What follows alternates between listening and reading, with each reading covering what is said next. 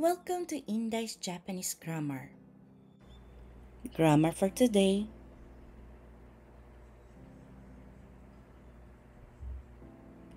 Level N3. はい、次は、だって、だって。そう、結婚してるんだって。Narinig ko na kasal na siya. Nakikipagchismisan, no?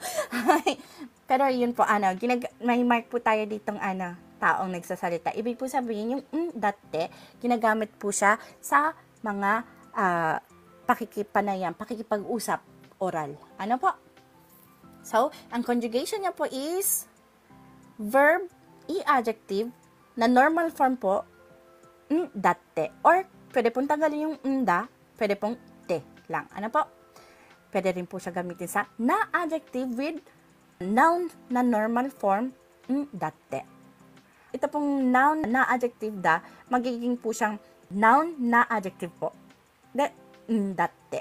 Mawawala po yung yung da dito, mapupunta dito sa labas. So, ibig po sabihin, ang pwede niya lang pong tanggalin is yung dati, kailangan niya. Ano po? Kasi wala na dito yung da. Pag tinanggal dito yung da, automatic na kailangan banggitin ang da. Ano po? Hai, mada arimasu. Pwede rin po siyang gamitin, nani-nani made datte. Nani-nani kara datte. Pag sinabi pong nani-nani made datte, ibig po sabihin nun, hanggang bla bla bla daw. Pag sinabi naman pong nani-nani kara datte, ibig po sabihin niya, simula bla bla bla daw. Ano po? Nani-nani dake datte. Ibig po sabihin ng dake is lang. So, magiging bla bla bla lang daw. At iba pa po. Marami po. Ngayon po pag sinabi pong desute. Hay.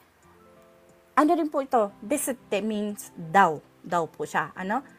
Pero, ang karamihan pong gumagamit nitong salitang, itong grammar na ito, mga babae po. Kaya po meron po tayong heart signs po dito. Ano po? Halimbawa, ashita kekkon surun desu tte. Ganyan. Ano po? Bukas magpapakasal daw. Ganyan po. Ano? Hay, mga babae po yung naggagamit ng desute. Pero pwede rin naman po lalaki. Hay. Ako mahilig ko pong gamitin yan. Halimbawa may nag-explain. Halimbawa may nagtatanong. Tapos may ibang nag-explain para sa akin. Sa last po, sinasabihan ko lang, deste. Daw. Ginalagyan ko ganyan. Hay. So, gusto pong sabihin doon, yun daw ang ibig sabihin noon. Parang ganyan. Hay. Pwede po siyang gamitin, deste lang. Ay, baka maano tayo ni TikTok kasi isang lang. Hay.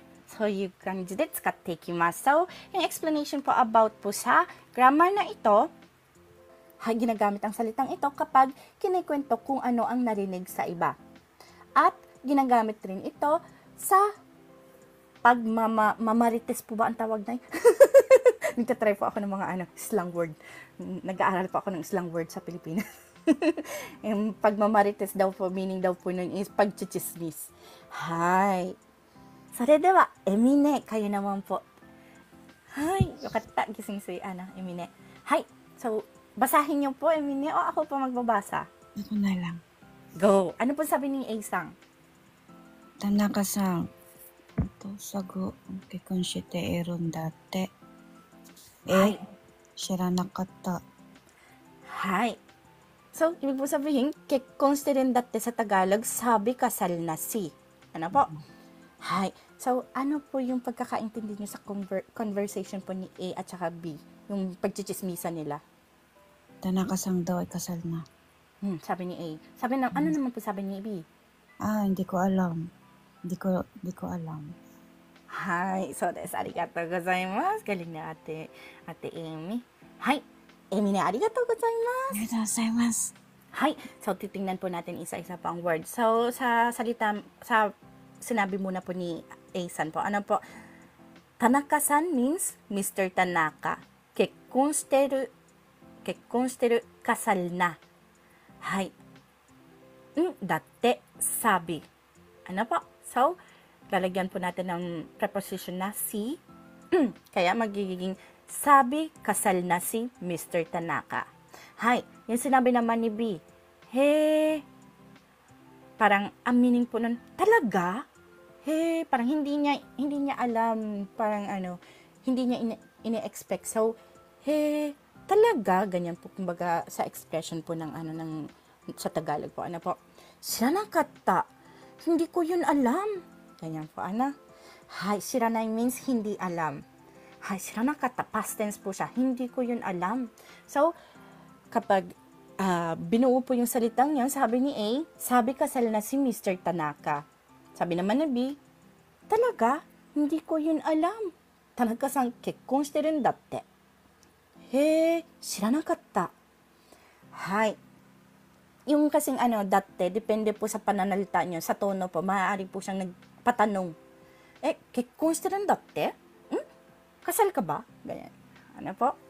O kaya naman, Tanaka-san, kekkon shiteruんだって? Ibig po sabihin, sabi kasal daw si Tanaka-san. Pwede pong maging ganyan yung yung meaning. Depende po sa pronunciation po. Hay. Kabawak-san, balik po tayo sa inyo. Yoroshiku onegaishimasu. Go, go, go. 試験の反映は教科書の最初から50ページまでだって。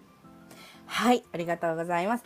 Yung han-i po, meaning coverage po, di ba? そうです、そうです、そうです。はい。Nagkaroon tuloy ng clue. Hay, hanggang pahina 50 daw. Datte daw. Ano po? Hay, ito po yung may kulay na ito. Hay, so, 試験の範囲は教科書の最初から50ページまでだって。Ano pong gusto niyang sabihin doon? Ano ba yan? Narinig ko na yung test is cover until 50 page ng test hanggang Machimas.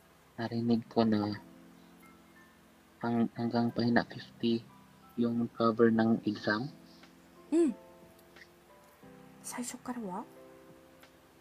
最初から from the start until page 50. そうです。はい、yung coverage po. Ano po, hangi? Hay. Ito pong hangi po, sinusulat po siya, ha-n-i. Pero pag pronounce po siya, hay, hay. Hindi niyo po sasabihin, ha-n-i. Hay, hay. So. Hay, hay. Papadaanin niyo po siya sa ilong niyo. Hay, hay. Complicated po, Hay. Diba? So, salamat po. So, sa Tagalog po, ganito po siya.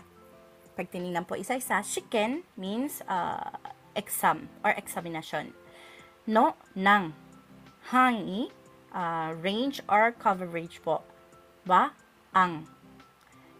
So, kyokasho means libro. Sa paaralan po. Kyokasho po kasi sa paaralan po siya ginagamit o kaya sa kung saan na na school po, halimbawa Japanese school, mga ganyan po ginagamit kyokasho. No, ng. Saisho, simula, kara, simula sa simula. Yung saisho kara. Simula, kasi kara is simula. Saisho, simula din po siya. Hay, 50 peji, pahina 50, made, hanggang, datte, daw. So, pag pinagsama-sama po ang salitang yun, magiging ang range or coverage ng exam ay simula sa simula hanggang pahina 50 ng libro. Daw. Ano po?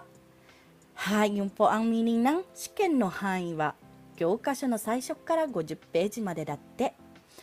Hay, yun po siya. Ito po ay cut out from our free entry lesson class.